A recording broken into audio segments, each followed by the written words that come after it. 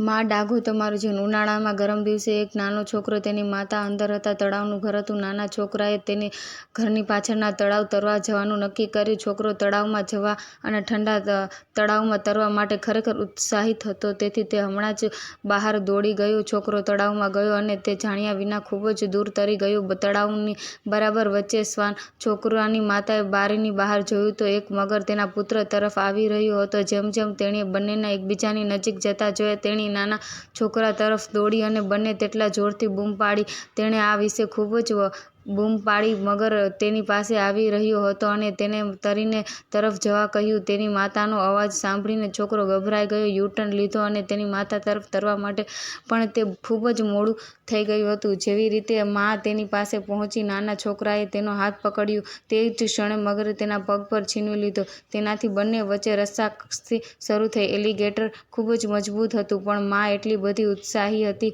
કે પોતાના દીકરાને જવા દેતી ન હતી। તે જ સમયે એક ખેડૂત ત્યાંથી પસાર થઈ રહ્યા હતા અને તેની ચીસો સાંભળે છે નાનો છોકરો અને એની માં। ખેડૂત તળાવ તરફ આગળ વધ્યો અને તેનું લક્ષ્ય લીધું। મગરને તેને ગોળી મારી લીધી।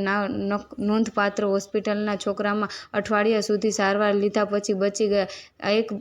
એક અખબાર પત્રકાર એક પછી એક ઘટનાને બનાવવા માટે બોયનો ઇન્ટરવ્યૂ લેવા આવ્યો હતો। તેણે આ ઘટના વિશે પૂછ્યું કે છોકરાએ પગમાંથી પેન્ટ ઉપાડ્યું જે હતું પ્રાણીના દુષ્ટ હુમલાથી ખૂબ જ ડાઘ હતો, પણ પછી ગર્વ તેમણે પત્રકારે કહ્યું, મારા હાથ તરફ જુઓ, મારા હાથ પર એક મોટા ડાઘ છે। વર્તમાન પત્રકાર, ડાઘ શા માટે મહાન છે? છોકરાએ જવાબ આપ્યો, મારા હાથમાં આ ડાઘ છે કારણ કે મારી મમ્મી તે જવા દેતો નહીં। તે નૈતિક એ જ રીતે આપણા જીવનમાં આપણી પાસે પીડાદાયક ભૂતકાળના ડાઘ હોય છે। કેટલીક વાર આપણે મૂર્ખતાપૂર્વક મુશ્કેલ પરિસ્થિતિઓમાંથી ફેરવાઈ જઈએ છીએ અને આપણે તે દુશ્મનને ભૂલી જઈએ છીએ, રાહ જુએ છે।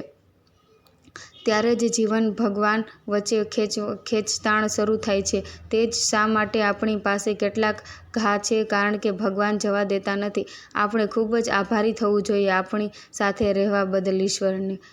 अगर आपको हमारी ये वीडियो अच्छी लगी है तो हमारे वीडियो को लाइक, शेयर और सब्सक्राइब ज़रूर करें and press the bell icon.